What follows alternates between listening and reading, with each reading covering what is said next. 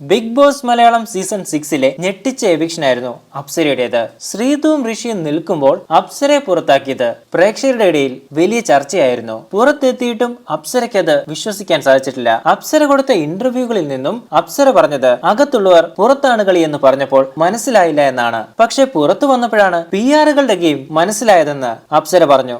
Big ബോസിൽ കയറുന്ന ഭൂരിഭാഗം പേർക്കും ഇപ്പോൾ PR ഉണ്ട്. ഇനി കയറുന്നവർ PR ഇല്ലാതെ കയറാതിരുന്നാൽ അപ്സരയുടെ അവസ്ഥയുണ്ടാവും. ഇന്ന് രാവിലെ റസ്മിൻ മാസായിട്ട് കയറാനിരുന്നതാണ്. ബിഗ് ബോസ് ആണെങ്കിൽ ഒരു നോക്കൂത്തി കൊടുത്ത് ട്രോളിയാണ് അകത്തേക്ക് കയറ്റിയത്. പുറത്തെ റീൽസ് ഒക്കെ കണ്ടോ എന്ന് അർജുൻ റസ്മിനോട് ചോദിച്ചു. പിന്നെ കാണാതിരിക്കുമോ എന്നായിരുന്നു റസ്മിന്റെ മറുപടി.